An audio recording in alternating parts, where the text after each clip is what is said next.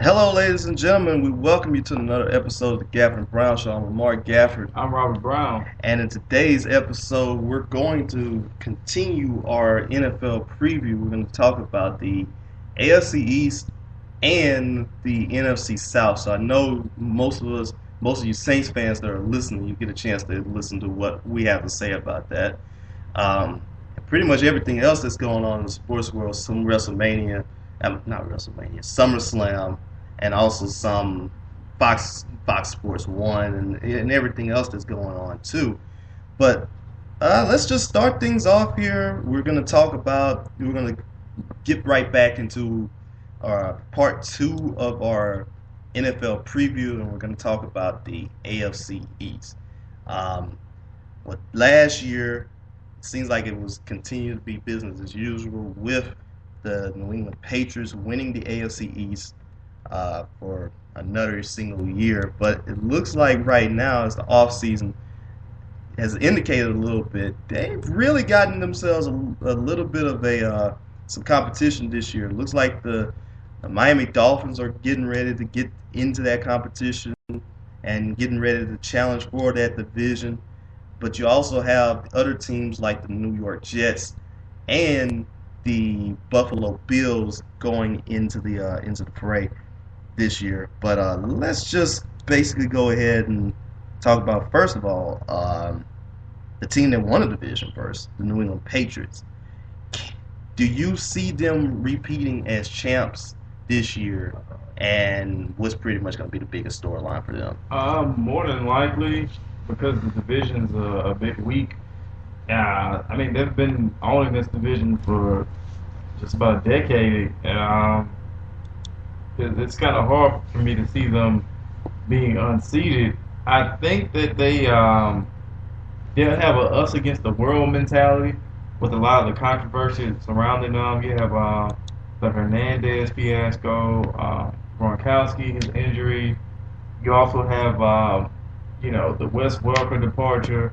So they have a lot of baggage this season, but I mean, they're a team that's always been in-house. They've always built through the draft. So I see them doing well. Probably going 11-5. Once again, winning the division. And kind of business as usual. I don't see them really not making the playoffs. What about you? It's pretty much going to be the same. I give them about 10 wins, maybe 11 wins or something like that, because what we've really seen from them is, I think this might be, who knows, this could be this might be I wouldn't want to say the last hurrah, but this is pretty much like the last year that you can really basically say that they got this division on lock, before the Dolphins really come out there and challenge them. The Patriots, though, they do lose a little bit of a punch in their offense. Of course, with, like you said about Hernandez, Gronkowski, he's still hurt, so they're gonna have to work in a new tight end with Jake Ballard. Danny Amendola is basically replacing Wes Welker, so you got those problems right there. But if there is one thing that they still have, is Tom Brady, and he can continue to find ways to get it done. He has gotten it done, with some receivers that have been no names and all that stuff, and turning them into names. And I think the one thing also what the Patriots really need to do is too, their defense. They need to get their defense a lot better, because they have had very good regular seasons, but in the playoffs, when it counted and when it mattered the most, it seemed like their defense had failed them. I mean, we could just remember the Super Bowl, those past two Super Bowls that they've had. The game against the Ravens. Hey, even in 2010 against the Jets, it had failed them a little bit. So, you got those things, but I still think the Patriots can basically go out there and pretty much win this division and everything. Would you say that their luster has been lost a little bit, though, since not making it to the Super Bowl? No. Well, winning the Super Bowl. I mean, they're just like the Spurs of recent years, who were always considered an elite team, yet they couldn't make it far postseason wise, as far as going to the finals, I think they're in those ranks. I think they're still a team people consider to be a threat. They just were in the AFC title game, a game away from the Super Bowl. So I wouldn't necessarily say people aren't that mystique is gone. I think they're very capable of going to the post far in the postseason, like the older days. But I mean it's a good question to ask. But I'm not one that's saying New England's reign is through and all that stuff because they're only a couple of years removed from playing in the Super Bowl. Right, and once again, it just continues to be like you got Belichick, Bill Belichick. I mean, he continues to find ways to get it done. So, I mean, I would say there is pretty much done and all this stuff. They're still gonna be a good playoff team. No matter what, if they don't win the division, let's just say they don't win the division this year or any of the past couple of years, you still have one of the best quarterbacks in the league, and you still got a chance to make it to the playoffs. If not make it to the playoffs, you still got a good chance of being a 10-win team, an 11-win team, very strong, basically wreaking havoc in the rest of the AFC, and pretty much everybody, they still got that respect factor right then and there too. The second team that's on this list that finished number 2 last year was the Miami Dolphins. And a lot has been made about them here. They made a big splash in the free agency with Mike Wallace. And you got yourself a very young quarterback in Ryan Tannehill, which, if not for Andrew Luck, RG3 and Russell Wilson, Ryan Tannehill probably would have been one of the most talked about rookie quarterbacks last season. But I know we've said about this. We talked about this before in the past shows about the Dolphins. But how high are you on the Dolphins right now this year? I think they're capable of making a wild card spot. I like them simply because they got the big target in Mike Wallace. Tannehill seems to be coming along. He had a pretty solid rookie season. They had a strong finish last season. They weren't as bad as people thought they were going to be last year. And the division's fairly weak. You get the Jets, who are pretty much rebuilding. Buffalo might be the wild card. We'll get to that in a second. But other than that, they seem to be primed to make that leap. You got other teams, other divisions rebuilding, but I'm expecting a solid season from them, at least a 9-win season from Miami. What about you? Yeah, I hate to have to agree with you too, but yes, it's definitely so. I think they're going to be one of those teams that's going to be right in there at the very last day, if not, making it to at least that 6th seed in the AFC. I think we said this before. We can pretty much guarantee 5 seeds in the AFC, pretty much all locked up. New England, basically. New England, we said Cincinnati before. We still think Houston's pretty much going to win the South and everything. We still think Denver's going to win the West. And we also think the Colts are probably going to get one of those spots.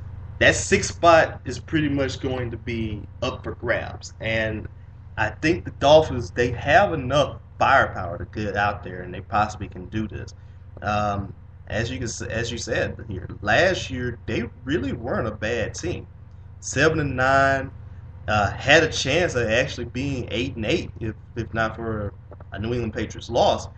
And they held in there, they hung in there, they stayed around this last season, and they've done a pretty good job here. I think with Mike Wallace, it's only going to help Tannehill get better. Now, the one problem that I hate to have to go out there and say is basically they got Dustin Keller, and he's out for the season. Right. And that type of loss right there is going to be a huge blow to your young quarterback, because he relies heavily on a tight end sometimes. So I mean, how do you think that's going to affect? I mean, you can't really miss something you never had. So I think he's going to still be able to work fine without Keller. I mean, Keller's a good weapon, but I think this is his first season with Miami. Is it? I think so too. Yeah. So he's going to be a piece that they look forward to using. But I mean, he got hurt during preseason, so I don't think it's going to affect too much of the regular season results. But I like them to finish at least with a 9-7 record, at least. Anything less than that, I would see as a disappointment. Considering I think they went with 7-9 last year. Mm-hmm.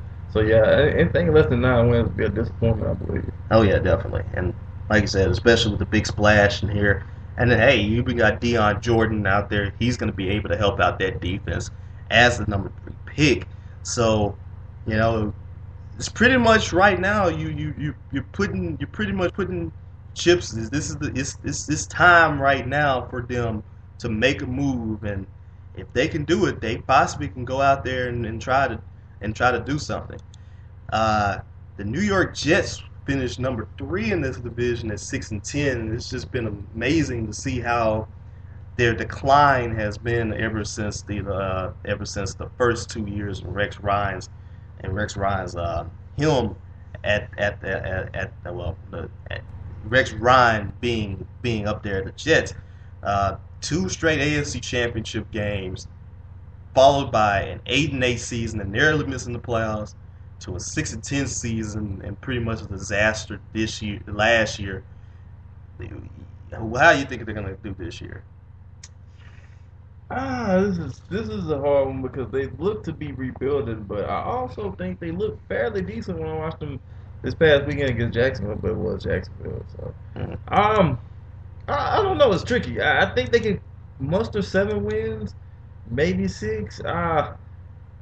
They might be better than what we're thinking. I don't know. This is so tricky for me because Sanchez played a good portion of that game, which surprised me because I think he set finally like in the middle of the 3rd quarter. Mm-hmm. But Geno Smith being out, so he definitely picked up a lot of slack. But I don't know. I mean, because it all depends on how they start the season. If they start the season well, then of course we're going to see Sanchez continue to start. But once that loss happens or the mistakes come, soon we're going to hear people with a quarterback controversy with Geno possibly getting the start. So I'm not certain, but I don't see them making the playoffs.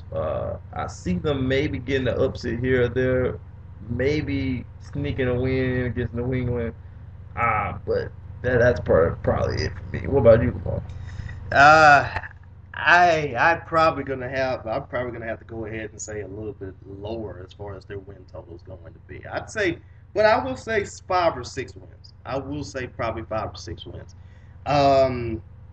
The main thing is probably going to be about to see what's going to happen in the middle of the season. Does Sanchez stay a quarterback, or does Geno Smith take over at the helm? I think we both have said we both given it week 6, right? Yeah, week 6, and I think right there, if they make that switch, they're pretty much gonna go get ready and say, well, maybe the season is over with, maybe everything is done with, maybe there's nothing else. Well, maybe we could try to salvage something, but you never know. I mean, it might be that boost and that catalyst up there just to help them out. But I just really think that there's so much turmoil with this team here, and it's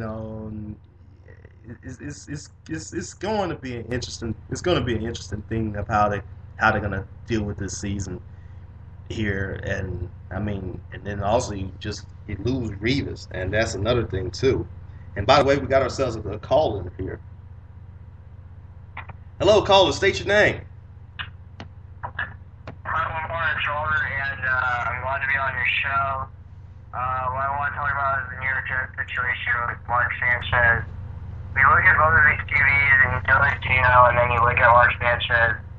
So far, Mark Sanchez is the guy most likely getting the job at this point. He's really proved. He's proved himself enough, and Jalen Smith, I think you have to wait 3 years and give him a couple of years until he can actually become the real starter for New York. But give him Mark Sanchez this year and see what he can really do. And that's true. I mean, we're gonna see how well does he play. I think mostly one of the things about Sanchez is he's a game manager. They've had him over the past couple of years as a game manager. That's how they had him when they made it to those AFC Championship games. But the big problem to me was whenever they gave him that big time contract, and then they brought in Tim Tebow, and then they brought in his fans, and that right there was pretty much that probably killed Mark Sanchez's confidence up a little bit, and that kind of has him shook and all this stuff, and instead of being like a serviceable quarterback, because we know that he wasn't a top 10 quarterback, and I'm not saying he is now, but instead of that, but being a serviceable quarterback, now you got a quarterback that's pretty much gun shy, like worried. Am I doing things the right way? Because if I'm not doing things the right way, who knows what could happen with me? Could I be benched? Could I be taken out and all this stuff? So that's going to be one of those things too to have to really look at. Right. We also have to look at saying, Gino had a good game in his first preseason week. He got the ankle injury. That's unfortunate because the guy really proved himself in that game one. He went 6 for 7, I believe. And he had some pretty good yards. I mean, he didn't do bad as, just going out there and actually trying to get that number 1 spot. I think you still have to give him a couple of more chances. I know he had one of his worst practices. He got threw pick after pick. That's because he had that ankle injury too. You can't put a lot of pressure on a rookie. And Geno Smith, he wasn't maybe physically ready because workouts he couldn't run as hard or move fast enough. You gotta give this guy time. He's just a rookie, but I think if you give him the next 2 preseason games and see what he can really show, I think this guy can really prove who he really is. Right. What do you think about Mark Sanchez after this season? Do you think he's going to be able to get maybe a long-term deal with the Jets or another extension, or you think this is it for him being a New York Jet quarterback? After the season, it just really depends how he does. It depends where he can lead this team at this point. I would say if they make it to a wild card at least, I think this guy can maybe stay for another year. I'm just thinking if he did and see how far he did go, I don't think the Jets would go that far though. They did clinch that wild card spot. But, he could maybe get another year or 2 in New York. That means you give Geno Smith more time to be NFL ready, and you can pretty much see what Geno Smith can do. I think when if Mark Sanchez can lead his team to the playoffs, he stays for another year. If he can't do it that year, he's gone. And then you got to put in Geno Smith, the rookie that you drafted, and you really got to see what he can put in. Right, and we're basically gonna get that chance to see here, and I mean, we may never know. I mean, like you said, he might be ready for the stage. He might not be ready for the stage. It's just also been pretty amazing too that we've seen these quarterbacks come in as rookies now, and it seems like some of them, like the expectations have been heightened up a whole lot more. That it used to be if you put in a rookie quarterback, let's say 1998 with the Colts for one instance here, you put in a rookie quarterback.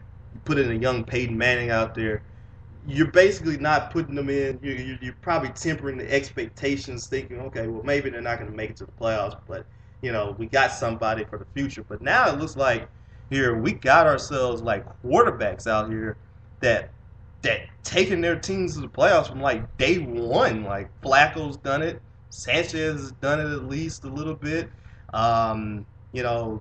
Andy Dalton's done it. And last year we had 3 that did it. Kaepernick wasn't really a rookie, but this was his first year. Russell Wilson and also, Andrew Luck also did it. So that's one other thing. And also I wanted to say here too, Phil Nunziata says if Geno gets healthy, I see him starting. I don't think he's going to start, but it's wishful thinking. I think Sanchez starts simply because he knows the system. They have money tied into him, so he's going to start. But if he has more losses than wins, I say by week 3 or 4, you might see the Geno Smith era start in New York. basically. And that's just pretty much going to be it there, too. So, anything else we like to say? Some other situations, though, like if you look at some players that didn't get the job because of rookies, you look at Matt Flynn, he didn't get it. Russell Westbrook got the job. Alex Smith gets injured middle of the season for the Niners. Colin Kaepernick just comes in, wows everybody, and now he gets the starting job out of nowhere. See that Alex Smith was having, a good career. He was actually doing good with the Niners during a good run, and I don't, I see why you want to play Colin Kaepernick. He had a good game against the Bears against Jason Campbell, another second-string quarterback. I didn't think that was a test for him, but it wasn't a big enough test to really prove that he could be the guy under center. But I guess, Jim Harbaugh saw in him, I guess this guy could really be it, And, you can't give all the credit to Colin Kaepernick for leading the Niners into the Super Bowl. You have to give some to Alex Smith, because he led the, Niners halfway through the season. And that's another thing, too. So, it's pretty much like Kaepernick did get the keys, pretty much, and we're not saying to a pretty bad team also, but, pretty much Kaepernick got the keys to, a Porsche, basically. If you want to go ahead and say cars and everything, he pretty much got the keys to a pretty nice car, and he took that all the way to the Super Bowl. Yeah, with the way we've seen rookies get these starting positions, it's not unorthodox, to think that, hey, if Mark Sanchez has a really bad game, Geno Smith, if healthy, can come in and just take his job. And it's unfortunate, but that's the nature of the beast, especially when you have a division rival in Buffalo, who's probably going to start E.J. Manuel as soon as he's healthy, right, over a veteran Kevin Cobb. Exactly.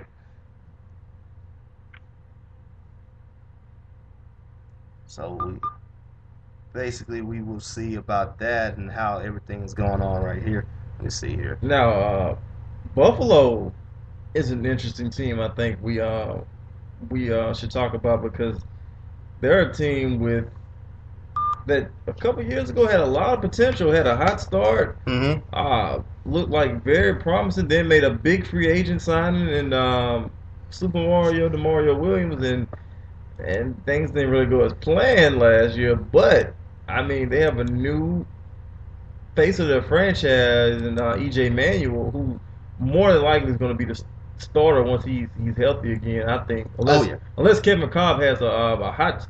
Well, what's the update on his injury? Well, I know E.J. Manuel is at least going to be out for at least the rest of the preseason. Right. So we might get a chance to see Kevin Cobb starting at game 1. But you never know. Maybe the Manuel era might start beginning game 1, or it might be very, very near. Right. From what he's looked like in preseason, I'm pretty sure that they're confident in him starting over Kevin Cobb. And with that offense, and with the league being so quarterback runner friendly, you would think he would get the start. They have the pieces with C.J. Spiller. You still have Stevie Johnson. You have David Nelson coming back from that injury last season. So that offense could potentially be high scoring. And then defensively, we have to see how DeMario Williams continues to fit into his new role. But I think Buffalo could be a surprise team if they have a couple things go their way. With EJ's development. The health of C.J. Spiller. Is Fred Jackson back? Or is he coming back? Let's see. Fred Jackson is still on the squad. Let me take a look at here. If he's how well is he going to be here? Let's see. I guess he might still be playing. I'm looking at it right now, actually. But at least at least they do have C.J. Spiller just in case if Fred Jackson is not ready to go. But you know, it looks like here he's feeling stronger. I see something here and stuff like that. So he might have a new role. We'll see about that. But it looks like C.J. Spiller is getting ready to take over as one of the best running backs. He's definitely the premier runner. So, but back to really what you have to say about Buffalo here. I think they're going to be one of the very tricky teams to really predict, like you said, because the talent is there. They're very young. They got themselves. They're pretty much in the same situation where you would say Miami was maybe last year with the youth and everything. Right. That they could finish somewhere between maybe 5 wins, or they could probably finish somewhere with maybe between 5 and 7 wins, I would say. EJ Manuel, we know that this job is going to be his by this time, and I was shocked when I saw him being drafted above Geno Smith, actually. But if he's gonna go out there and do like how he did in Game 1, I can really see, I can basically see why you drafted him and all that. And if C.J. Spiller, if he can stay healthy, he's gonna be a very good player in the game too. They got some talent. Stevie Johnson, pretty good receiver that nobody really knows. Not too many people know about outside of the celebrations and all this stuff that he's done. Scott Chandler, pretty decent tight end. Mario Williams, it's time for him to actually show that he's worth that contract that he has. So they got themselves the talent and the pieces around them, but how they're all going to come together, that's going to be another thing. Right. So we're going to get a chance to see what's going to go on about that. Now, pretty much tying it all in together here and putting a bow on the whole thing, give us the division prediction. Well, like prediction. New England, Miami, Buffalo, the Jets at the bottom. I think New England can go 11-5. The Dolphins 9-7. Buffalo 8-8. New York 7-9. I think I got New England winning about 11, maybe 12. Who knows? Maybe somewhere between 10 and 12. Miami getting themselves a 9-7 season. I think the Jets actually still have a chance to finish above the Bills. I think they're going to get themselves maybe a 6th win or something like that. 6 wins probably. And I will say the Bills got themselves a 5-win season. And I think that's pretty much how that division is pretty much gonna wind up and being and everything else like that. So yeah, I think we got ourselves some time for fun about that, and we'll see how everything else goes around. So once again, thank you very much to our callers, Robert Dieters, for calling in and giving us his 2 cents, and also Phil Dunziata for that comment as well. Remember everybody that you can also get on the line with us. You can either Skype us at Primetime2832, call us at 318-572-0078 if you want your voice heard, and also you can drop your comment on the comment box below, and also you can tweet us at Primetime2832, Uptown Bobby as well, if you want to get your thoughts and your voice and your words on the show as well. So we're going to go ahead and take ourselves another 30-second break, and we're going to talk about the NFC South. The Falcons basically won that division last year, but guess what? The Saints, they're coming back again, which they got themselves Sean Payton back, and then you also got the Panthers and the Buccaneers. So this is the Gafford and Brown Show. We'll be right back.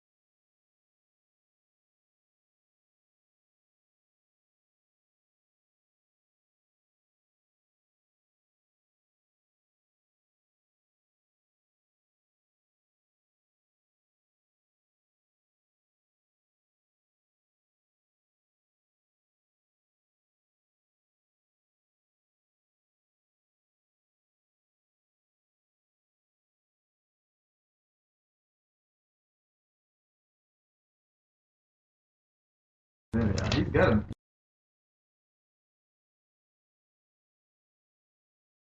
All right, we're right back with the Gafford and Brown Show, and basically we talked about the NFC, AFC East. Now we're going to talk about the NFC South. And last year, the Atlanta Falcons, they finally got themselves that playoff win that they really wanted, and they really, really wanted to get out there. Had themselves home field advantage throughout the whole NFC side of the playoffs, and got all the way to the NFC Championship game where they nearly made it to the Super Bowl.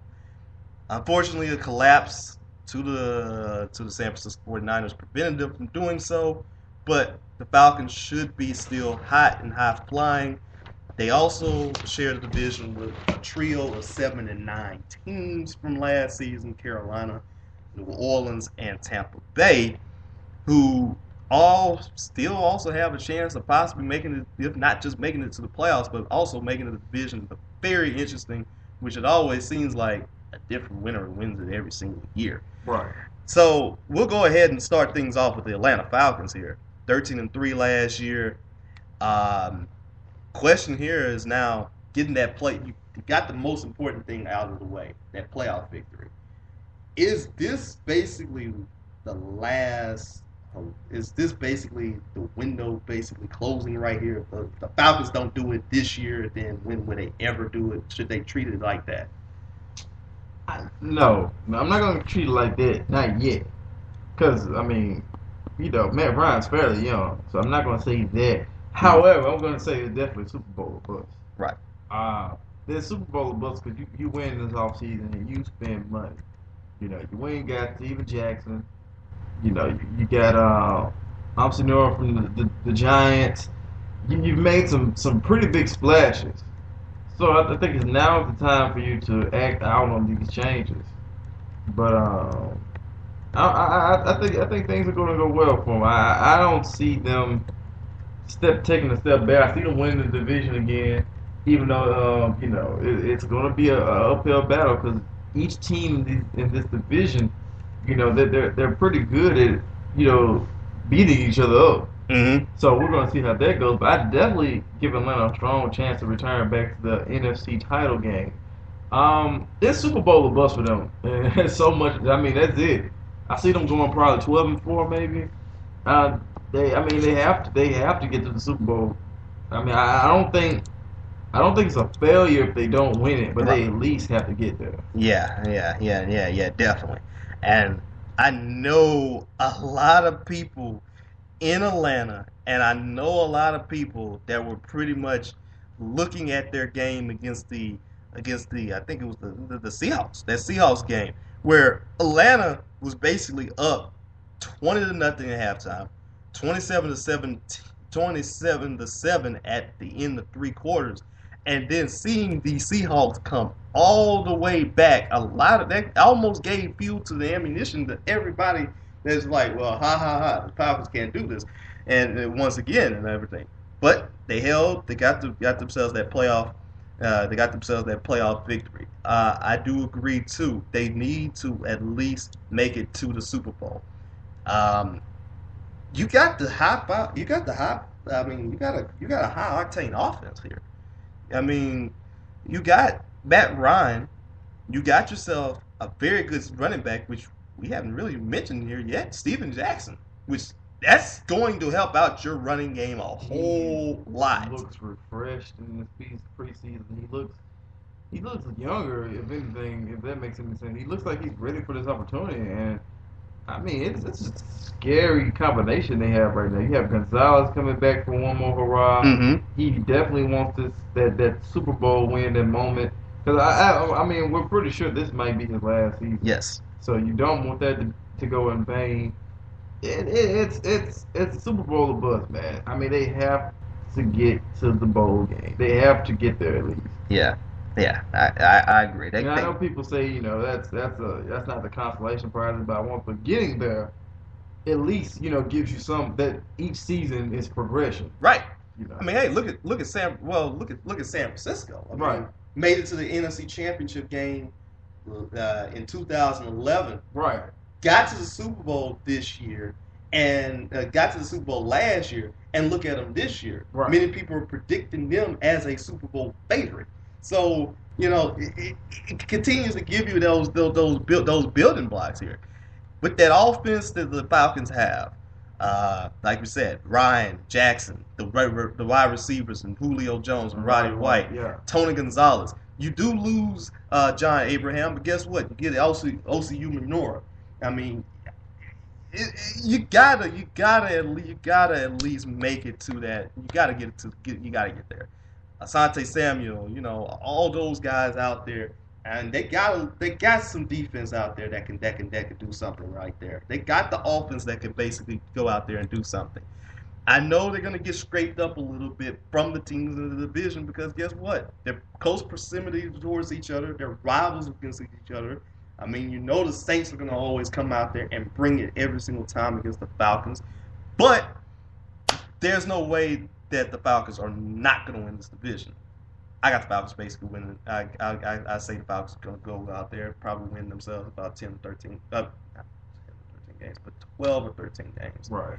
I mean, it's pretty much going to be a foregone conclusion about that one right there. And I still think that Atlanta still has a decent chance to do so, and I think if they don't get home field advantage, I think they're going to be very close to getting it. And here's also the crazy thing about it last season too. The Falcons, of their 13-3 record, guess who each and every single one of their losses came to? New Orleans. Well, NFC South teams. All of them. Yeah, at least one. At least all. Yeah, at least that's the thing I mentioned earlier. That division, man, is just so competitive. So, granted they might run away with it, but it's definitely not going to be easy. As far as the wins go for them. But I'm thinking that they win in the division, but it's just crazy. Right. Now let's also talk about another team here that is pretty much trying to get ready to get into the playoffs in this division. Carolina Panthers. They finished second place through the tiebreakers.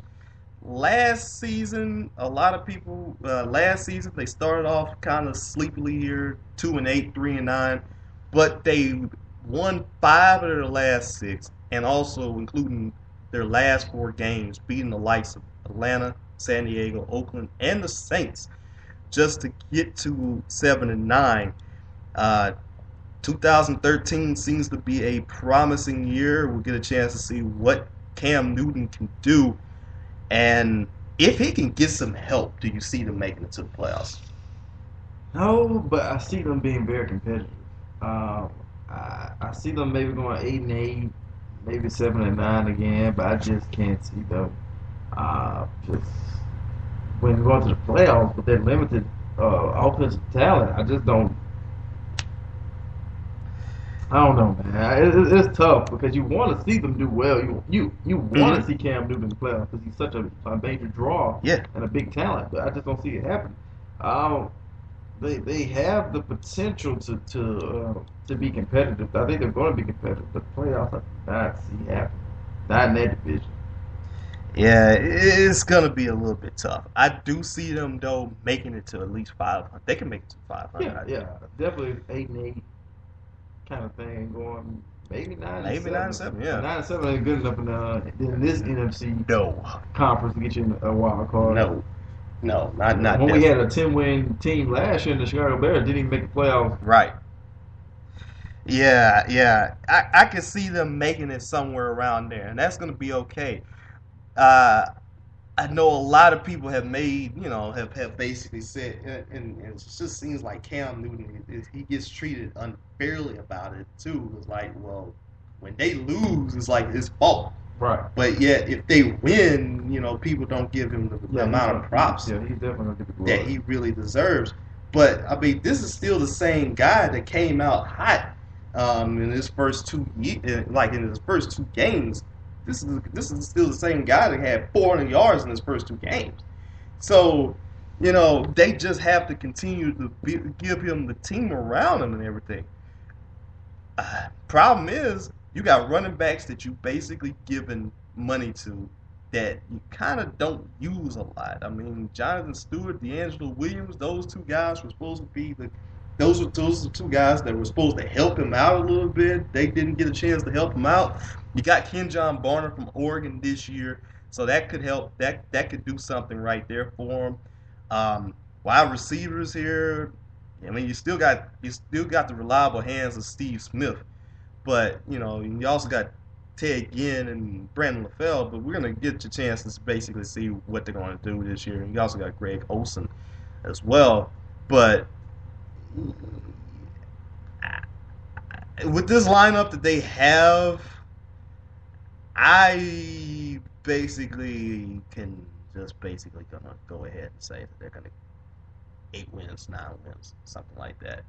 I mean, it's gonna be hard to really see them improve that much above that and all that. So, yeah, it's unfortunate, Carolina fans, but it'll get better. It'll get better.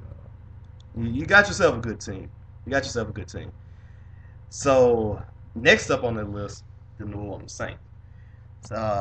Started off 0-4 last season, but they wound up 7-9 after the whole bounty gate and everything that went on last season. They actually flirted with making the playoffs last year. They actually bounced back from that 0-4 season to get themselves at 500 at 5-5. But yet the 7-9 season, they got themselves a new change here at defensive coordinator, with Rob Ryan being the defensive coordinator. Right. But it starts off with the head man and who's coming back, Sean Payton. How much is his impact going to be to this team? And do you see them making it to the playoffs? We're talking about Saints. Oh man, Saints are a tricky team. The Saints, we know they have the offense to score the points to win them any game. It's that defense that no one believes in. Mm-hmm. Now, Rob Ryan has done some things. He changed the scheme. He has a guy like Will Smith playing linebacker now, which is crazy. Right. But will it work? And we still need to see that. But they have the coach back. They're definitely motivated from last year. It's very hard to predict what the team's going to do. I can see them easily winning 10 games. But is 10 games going to get you in the playoffs this year? Right. That's crazy. Winning the division, we know that they can beat Atlanta. Mm-hmm. That's a given. We've seen them do it time and time again. That rivalry is getting intense, but it's just hard to believe in them right now with just the way Atlanta looks and the way the division beats each other up. I see them going 10-6, but man, it's hard to get in the playoffs now, just 10-6. So I'm sold on them going 10-6. That's what I believe in. But anything other than that, like playoffs, I can't really comment on right now. Right. It's just once again, it's just the unfortunate part of being in this same conference right now, where I just think that the North is at least going to get one team in, and the West is probably going to at least get what wild card team.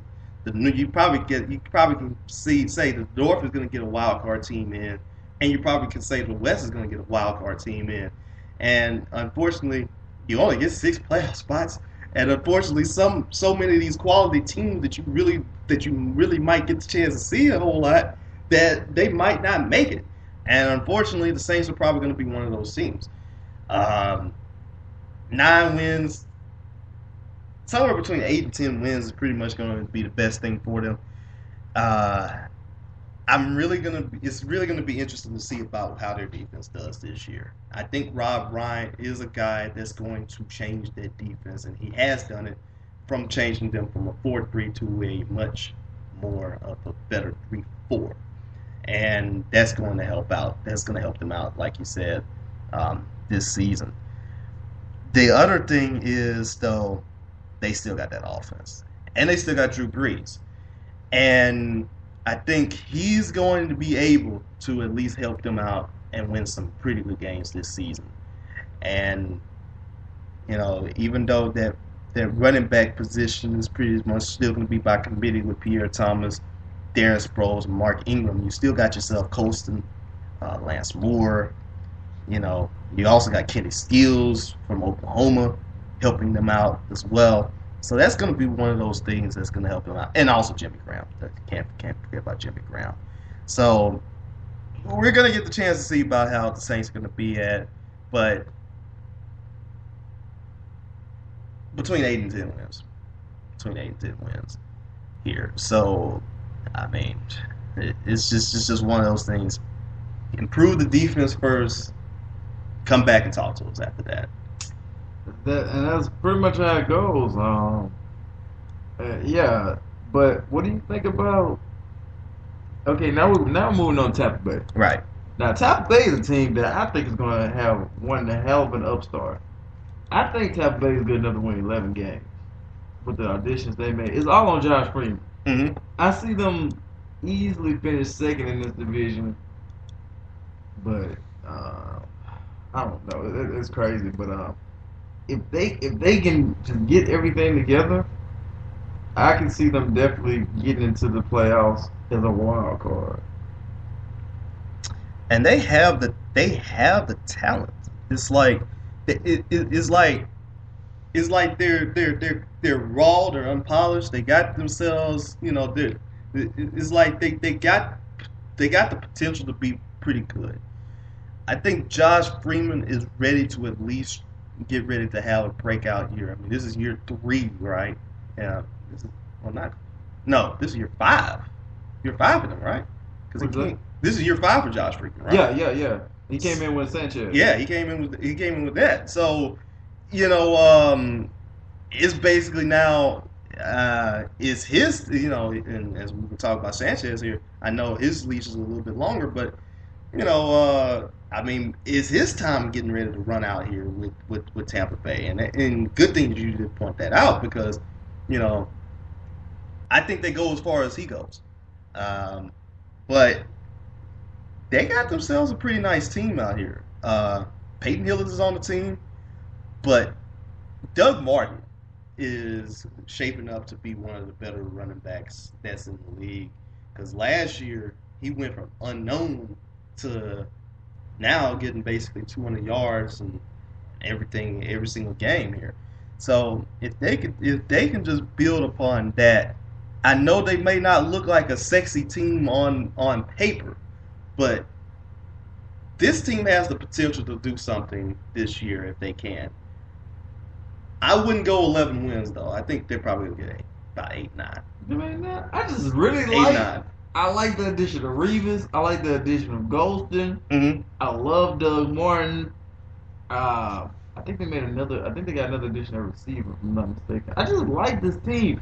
Man, 11 might be too high. I might scale it down and go 10. I don't know, but I think they make the playoffs. I think they get a wild card spot, which is saying a lot because there's a lot of teams. There's Yeah. a lot of teams out there. I think they'll be close to the playoffs. I don't know if they're going to get themselves a playoff spot, but they'll be very close. I think their first few games of the season is going to determine how well they're going to be. They get the Jets right off the bat, so you know Darrelle Revis is going to have that extra motivation playing against his old team in New York, possibly getting a couple of interceptions from Mark Sanchez or Geno Smith, whoever, returning those back for interceptions, for touchdowns or something like that. Then you got the Saints. You got the Patriots. Then you got the Cardinals. And if they can probably get themselves a decent start, you know, probably start off like 2-2, maybe 3-1 or something like that, you know, that might be the motivation that they need. And who knows? That might get them those 11 wins, like as you initially projected. Probably Right. 11-10 wins or something like that. I think that they're going to be in it. They're going to be in it. The good thing is they don't have to worry about, you know, the Cowboys. They don't have to worry about the Cowboys. They don't have to worry about the Skins. They don't have to worry about the Giants. They draw the Eagles in the East. And as far as the The West is well, as far as the North is concerned, they don't have to worry about the Packers or the Vikings or the Bears. They get the Detroit Lions. So I think those little things right there are going to help them out a whole lot.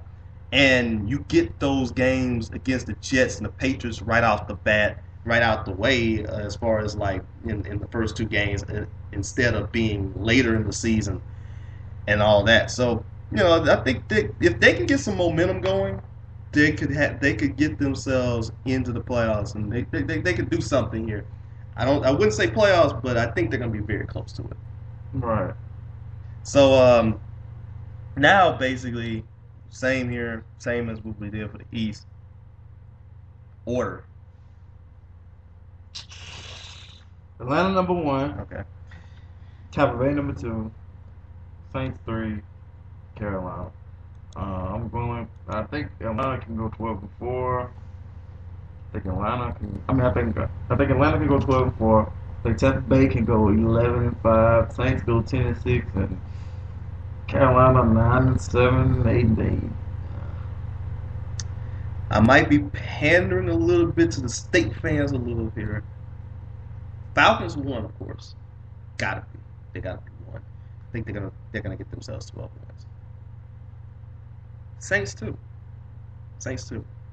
I think with probably a 10-win season, they'll probably be 2. Wow. Tampa Bay or Carolina. Damn. I think you sold me on Tampa Bay. I'll go ahead and say Tampa Bay 3.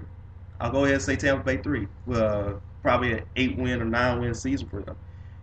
Carolina at 4. 8 wins for them. I think Carolina's they're going to have themselves a little bit of a tougher battle with them drawing the second place teams in the division last year, as opposed to Tampa Bay drawing the 4th place team. So I just pretty much have to go ahead and say it like that. Then yeah. So I think that's how that's gonna be right there. But it's gonna be a fun division to really watch. Oh yeah. I'd say other than the NFC West and the NFC North, it'll be the most competitive one in the NFC. Mm-hmm. So yeah, we're gonna get the chance to see some very good, hard hitting football with some very good rivals towards each other, and this still isn't the same. This still isn't the same days where we seen the last place team always come back and take over that division. But the last place team is going to make it very tough, and I think all 4 of them are going to make it very tough too for everybody. So we're going to go ahead and take ourselves another break real quick, and we're going to come right back, and we're going to talk about. I guess we're going to go ahead and talk about Fox Sports 1 a little bit, and we're going to talk ourselves a little bit about the something about the NBA.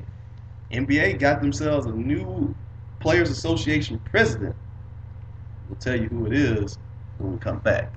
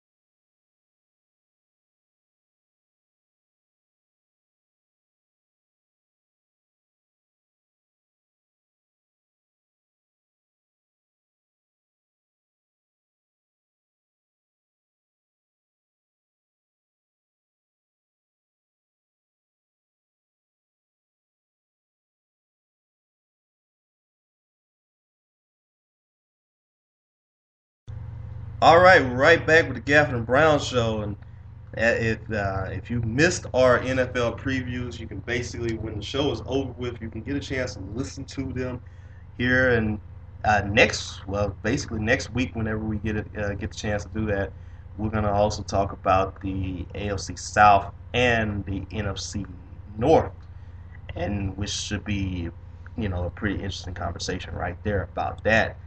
But now we're basically going to talk about the rest of what else is going on in the sports world today. And I guess the first thing that we got to say is we got ourselves a new sports network that's going to get ready to challenge ESPN. Fox Sports 1. Lots of it, and I got a good dose of it this past week on the UFC on Fox Sports 1 card. I was impressed. It was refreshing to see the sports show afterwards, much like SportsCenter, cover sports like MMA in depth. It wasn't just like, and tonight, well, sometimes you don't even get that. You might get the ticker at the bottom, but they actually covered it like it was basketball or something else. So that was refreshing. I'm impressed. Now, I think we had to wait a little bit before we say real competition. So, we started going to see some results and stuff like that. But because we know right now ESPN has Monday Night Football, right. SEC games, just a whole slate of stuff. But yeah, I'm confident that they're gonna be interested to watch. I'm already interested in in seeing what other programs they have. What are your thoughts about it, Lamar? So far, so good. It's a very good start. I mean, as you said about here, the MMA coverage, I didn't get a chance to really check that out, and everything. But, Fox has always done MMA pretty well. And right. Like you said, talking about it, and actually giving it dimension and everything. SportsCenter does do somewhat a decent job with MMA, but Fox brings it up a little bit more. They bring it to par, and that's pretty much a good thing right there. I've gotten a chance to see a little bit. I mean, they've been basically showing a little more NASCAR here and there too. I think it's too early to really get the chance to say how good they're going to be, but by the end of the month, when they get ready to show the college football, that's going to be one of the telltale signs about that, to see if they could do something. Another good thing is too, they got themselves a show that's going to rival that could rival SportsCenter. You got yourself two guys who seem to be, I don't know, got their names here, but I know they're from Canada, and you got yourself two guys who seem to they're starting to find their footing up a little bit within the company. But, they're going to try to work themselves into it and everything. I think one of the things here also that kind of... Now, did you get a chance to see the show? I didn't finish it. I saw some of it. And I think they do have themselves also like a guest, like some hosts, like during the show too. They also help out with commentary with Carissa Thompson, who used to be with Sports Nation. She moved on to FS1, and you got Donovan McNabb, you got Gary Payton, you also got Andy Roddick.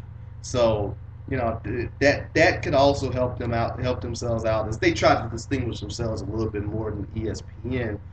And then I've gotten a chance to see a little bit of their programs. Hadn't seen the Regis Building one yet. I haven't seen it yet myself, but I've heard good things about it. And then also seeing the football focus that they've had this season, which I actually got a chance to see it the first time with them. I think Jake Glazer was on there, Kurt Menefee was on there, Brian Urlacher actually was on there. So, it's going to be interesting to see how well do they stack up towards one another. But, if you were pretty much the network executive, what would you say? I mean, what would you say? What are the things that they need to really improve upon? Don't see. It's something we mentioned earlier. I was pretty much trying to find out what was the difference between this and Fox Sports Net. Mm-hmm. I think that needs to be more clearly defined for people not familiar with it. What else? Just I think more more focus on sports. It seems they're trying to do both the entertainment and sports, which is good. But you know, you kind of want to see a little more focus on sports. I want to see some hard hitting stuff. You know, ESPN, they have the E60 series, they have the 30 for 30 films outside the lines. So I want to see something along those lines as well. Something a little hard hitting, some real journalism going on. Just things like that. You know, and I'm pretty sure Dan Patrick's going to get his probably get some time on there too. With something more hands-on, because he already has a radio show there. Right. So he's probably gonna get some, and we're gonna see other big names come.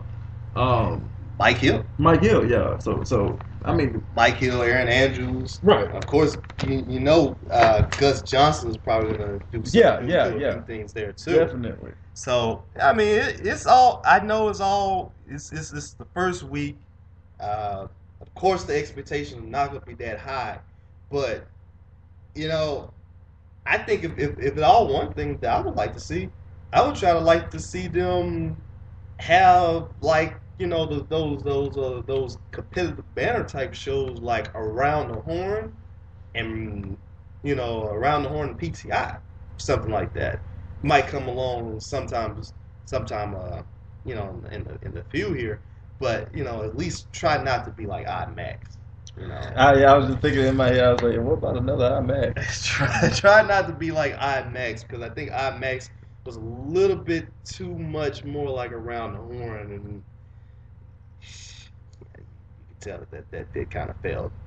But I think the one thing that you want to know, the one thing that I would like to see, if they could try to reincarnate it back or something like that on this Fox Sports 1. Right. Best damn sports show, period. I was just thinking about that. I was going to get to that. I'm surprised they haven't come with that, making that a return. But, you know, who knows? But, I definitely wouldn't mind seeing that back.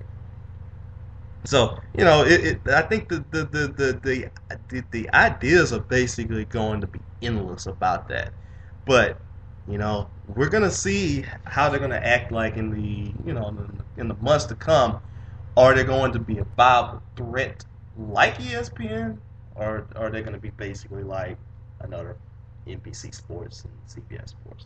Pretty much, we're here, but, you know, ESPN, you're pretty much still the king and everything else like that. But we'll get the chance to see everything, because a lot of the different the programming is coming to them. Like you said, college football, college basketball. You got the World Cup coming towards coming to the Fox Sports, and we also got MMA.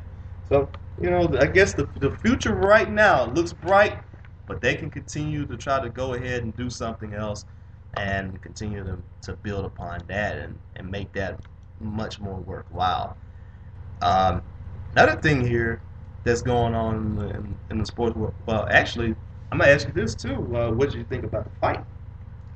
You talking about the MMA card, UFC card they had? Yeah. It was impressive. Granted, a lot of the fights didn't go as planned, but it was a pretty impressive card. Chael Sonnen got a big win over Shogun. He's probably gonna get a big fight soon. Austin Overeem got knocked out again. I don't know what's gonna happen with him now. He was a guy that many people saw, you know, eventually fighting Cain Velasquez for the heavyweight title, but who's to know what's gonna happen with him now? And Uriah Faber also got a decision victory. So it was a pretty solid card, especially for free. So, you know, you can't complain about that. But yeah, great card. And just great job by Fox, you know, putting so much faith in the UFC and MMA as a whole. You know, ESPN has yet to really buy into MMA as far as, you know, fights and things like that. I mean, you get a few coverages here and there. And they have a 30-minute MMA show that airs late on ESPN. But as far as in-depth coverage and actually putting money into the brand or into the sport, we haven't gotten it yet from ESPN. So maybe we'll see some competition, you know, as far as that goes. Right. But, we'll see. And, you know, like I said, this is a good thing. And like you said, too, it's a good thing that they're doing that. I mean, I know you're a huge MMA guy. Right. You're a huge wrestling guy as well. So you basically tell me a whole lot of this stuff that's like, wow, I really didn't know this about that. I'm still waiting on seeing the fight and all this stuff too. And you know, like you said about ESPN, you know, maybe they could deserve to wrap up their coverage up a little bit more about it because you know casual fans, you know, casual fans might want to know a little bit more about it. Good thing is at least with Fox, got that a little bit more. Right. You got that. I want to know a little bit about it. I've been, you know, I'm still curious about learning a little bit more about the UFC. To be honest with you, Right. and I just really want to, see who the fighters are. I basically can name probably only, to be honest with you, I'd probably say 5 fighters off the top of my head. Well, five's not bad. Five's not bad. I mean, Bones Jones, Sonnen, Anderson Silva, those are the top 3 that pretty much come off the list right here. And basically, but if you have one of those networks here that probably can give you more coverage, a lot more people would probably say, well, hey, you know what? Maybe I want to listen. Maybe I want to look at it a little bit more. Maybe I actually want to buy the pay-per-view and want to go ahead and see it. Or maybe I want to, if I don't want to go that outrageous and go buy the pay-per-view, maybe I just want to see whenever Fox or FS1 has it again and has it for free again. Maybe I can get used to it and gradually get better. Gradually get the knowledge of it and all that stuff too. But yeah, I mean, there you go with that too. Mm-hmm. And I think staying also into the ring too. Did you get a chance to see SummerSlam? I didn't see SummerSlam, but I've read the results, and I'm pretty impressed with it. I'm pretty impressed with what happened because with John Cena being out, what happened was, I know but Cena lost to Daniel Bryan, but mm-hmm. Randy Orton cashed in, and Triple H turned heel, pedigreeing Daniel Bryan, and which led to Orton being the new champion. And I'm pretty confident that this is going to turn into a great feud. And while Cena's healing his torn tricep, it's going to be something that keeps people entertained. There's so many Cena haters out there. I'm pretty sure they're glad to see him off the TV and see this go on. Oh yeah. So I think it's going to be a good payoff. I like the fact that it kind of reminds me of the corporation angle from the Attitude Era. So we'll see. Right. I give you another one right there too. Looks like Evolution's coming right back. That's too. what it seems like. That's definitely what it seems like. It's just the WWE. It looks like the writers are starting to get a little bit better. Right. They're starting to get a little bit better because I really did not see that coming. I did not see Orton coming out there. You could probably sense it here a little bit.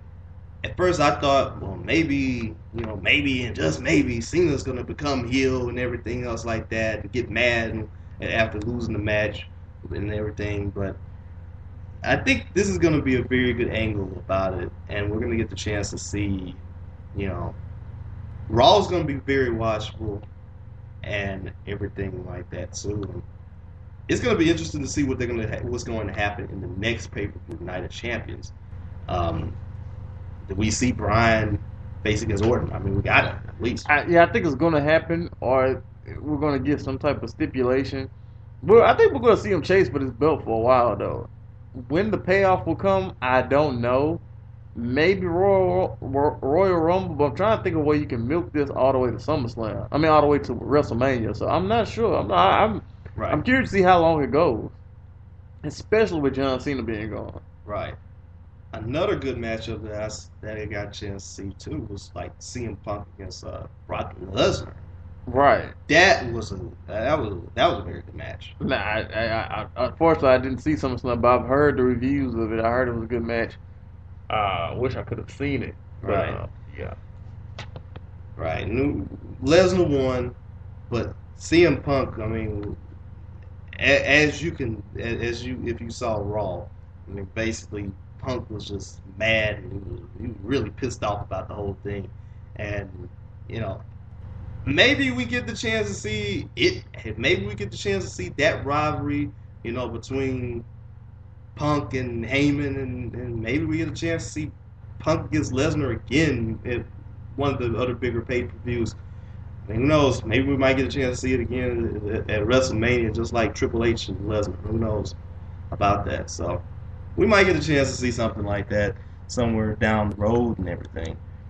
I see another thing that's going on in the sports world today too is Chris Paul being named NBA PA president. Right, and that was pretty much a big deal for the league. Seeing somebody like Chris Paul, step up into that position, and I didn't see it coming. Did you?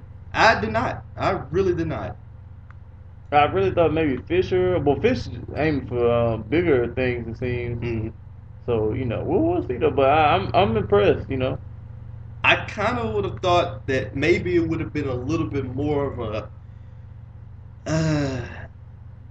a no-name guy, maybe a role player or something like that.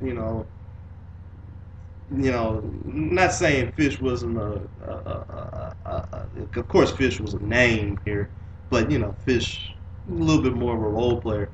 I'm actually shocked that it's actually a star, to be honest with you, and I think it's going to be interesting to see right there, because the last few presidents that I've seen that they've had, Billy Hunter, I did not like Billy Hunter. I was not the biggest fan, the biggest Billy Hunter fan, to be honest with you. So I would at least think that maybe with CP3, hopefully the labor piece can stay hand in hand. They can be hand in hand and try to find a way to, whenever the CBA comes out, it goes away next time here, maybe we get the chance to see, maybe we don't have a lockout, and maybe we get more benefits towards the players. So I think that's going to be interesting to see right there. And I think the vice president is actually Roger Mason Jr. So that's another name right there that could help out and everything as well. Let's see here. Here's some more things that are also going on in the sports world today right now. Cowboys, they lock up Sean Lee through 2019. So that's a big time move right there. How do you feel about that? Great move. Sean Lee is pretty much the second best linebacker of the team. Of course, you got first linebacker of the team now with the Ware being moved down to DN. But surefire tackler, very good guy. He really deserves it right then and there too. I'm glad they locked him up, got that chance to go ahead and take care of the business right there before it got too late. So that's one thing. Now, talking about one of your teams here too, Von Miller, man. 6 games. 6 games. Wow, it's unfortunate. It's very unfortunate. Wish it was 4. I kind of hate they let them play preseason. They came down this hard. It was like a tease almost. Just very unfortunate situation, and I hope that I think we'll be all right. We have Sean Phillips who's going to be good this year. We have other pieces. I think we're going to do fine. Our offense should be pretty high octane, even with a few injuries. Hopefully, we won't hurt too much without them. So we'll see. We'll see how Denver does. Right. I think they're still going to be okay. I mean, they got themselves a very good defense. Von Miller, of course, he's one of the budding young stars in the league right now. Unfortunately, it had to happen to him and everything. But it is what it is, and I think the only reason why it's not 4 games, they said that maybe he tampered with the test here and there, and we don't have that evidence right then and there. But that's just going to be one of those things too. But I think he's going to be okay, and he's still going to make a good impact in this season for the team. And Denver's still going to be okay. Denver's still one of the better teams, if not the best team in the AFC. So they're going to be all right. Ichiro Suzuki gets 4,000 hits between MLB and Japan, and basically he is the third best. He's the third player in baseball, in professional baseball history, to get 4,000 hits. Ty Cobb and Pete Rose are the other two. What would you say about Ichiro's legacy? That's a pretty big deal. I'm impressed. Do you feel as if he should retire?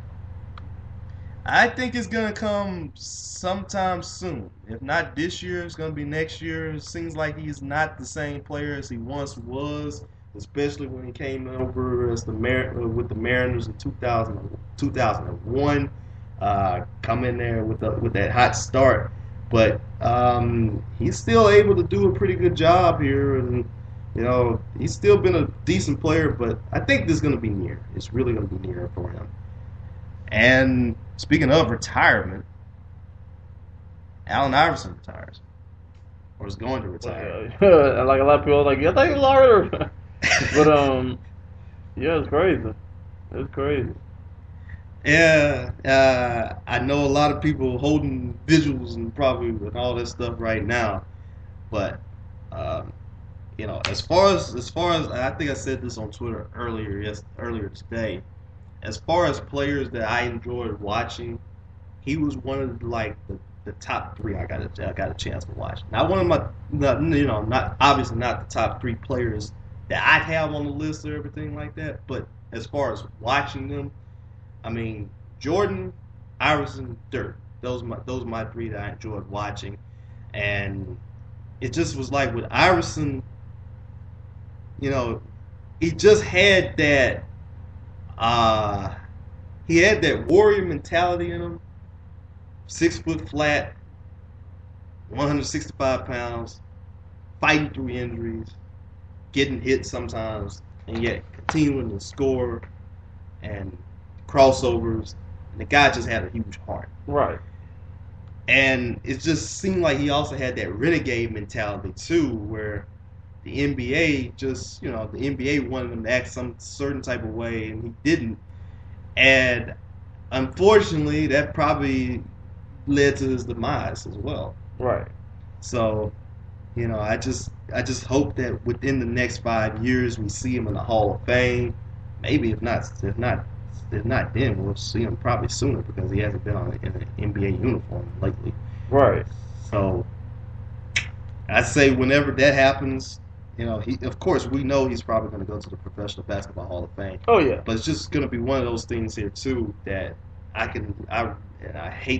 really hate to have to put this out there, but the bankruptcy thing, I just hope that he can get that, settled and all that stuff too, because it just seems like it's a tragedy and all that, and yeah.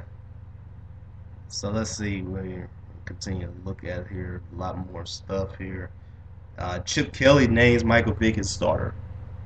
That's a given. Yeah, that basically was a given right there. And I think another team, Brandon Whedon is going to be the starter of the Browns, which that's another given right there too. Mm-hmm. And let's see.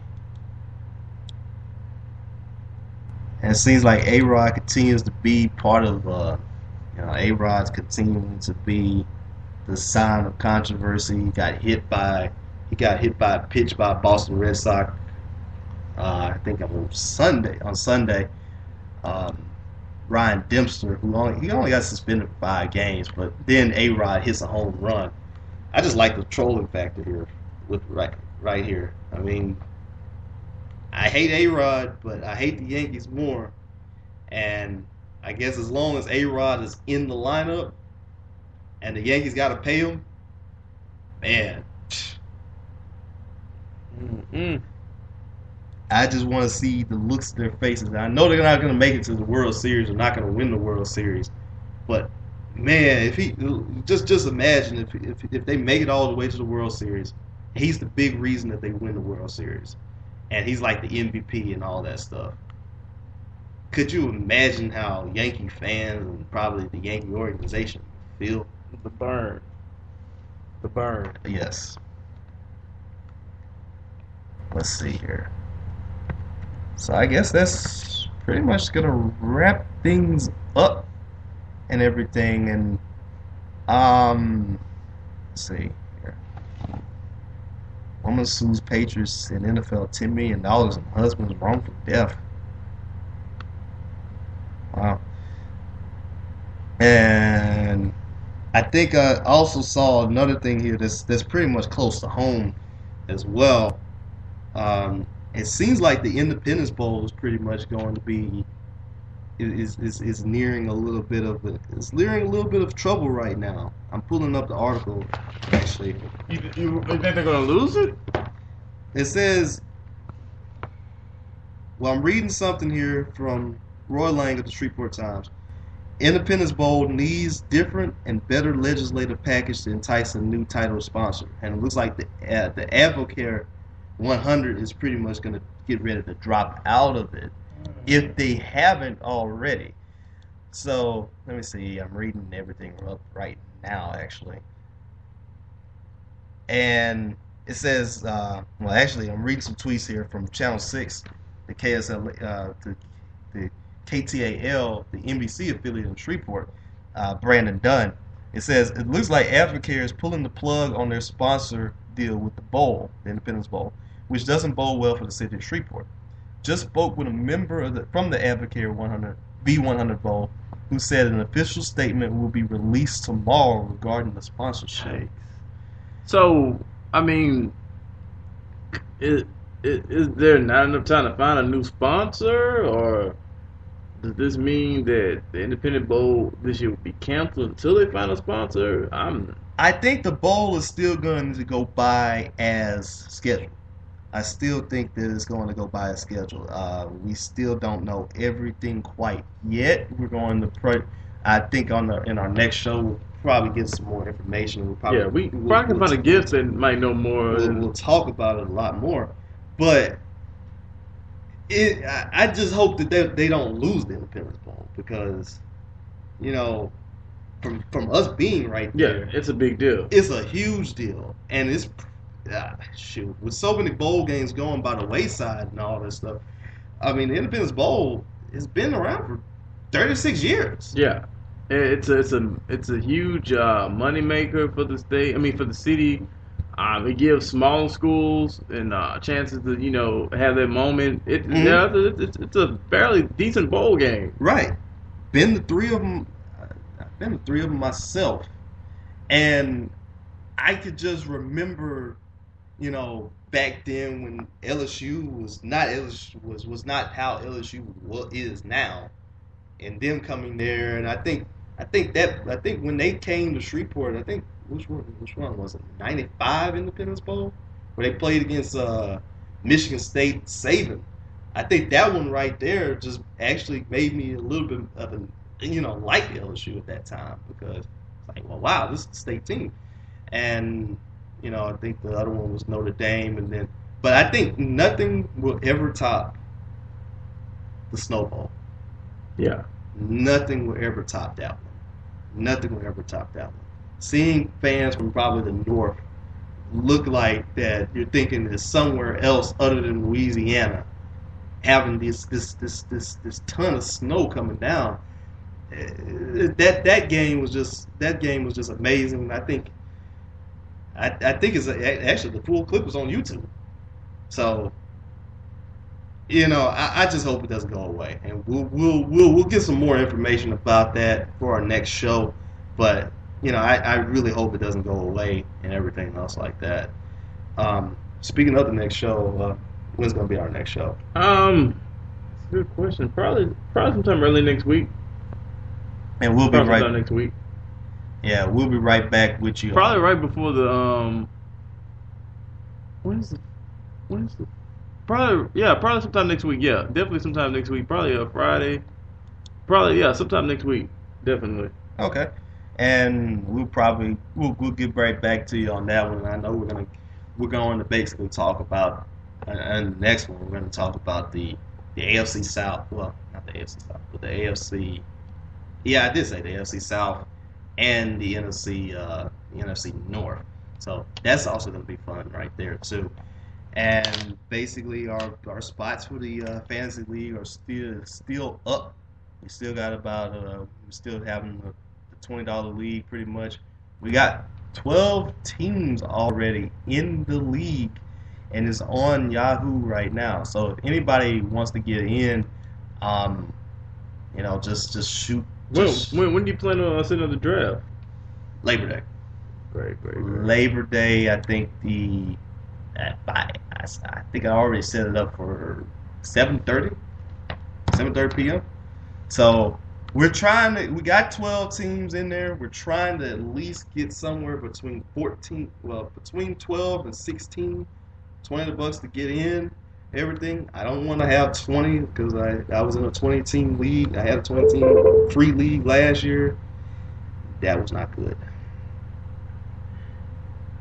Because the talent trickled down? Yeah, the talent trickled down. It's just once you got to the point here where you have 20 guys in the league here and you have them 2-tier quarterbacks and everything, and that you have to keep Blaine Gabbert in your starting lineup and possibly start him and all that stuff in hopes that he might not have a bad game and mess things up, you kind of know you did something too bad.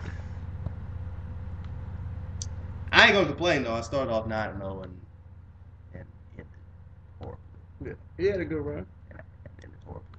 So, yeah. But yeah, we're still gonna have that. We're still gonna have that right there. We're basically gonna try to at least get 14, 16 teams somewhere like that. So just let us know. $20 to get in. Once again, we're gonna try to make it payable to PayPal, and we're pretty much gonna try to get the prizes and all that stuff settled out. And after that, I think that's about it, pretty much. Unless you got anything to say. Just thank you guys for participation in the league. It's truly appreciated. It's gonna be fun. Like I said, there are millions of fantasy leagues you could have joined, but you took time to join ours, so we appreciate it. Thanks again. Thanks for listening, and just thanks for being awesome. Basically, all that what Rob said and then some. So, pretty much that's pretty much going to call it a wrap here for this show. And well, basically, I'm Lamar Gafford. I'm Robert Brown, and like we said, thank you for listening and everything, and we will be right back next week, and we'll just continue to bring it. All right.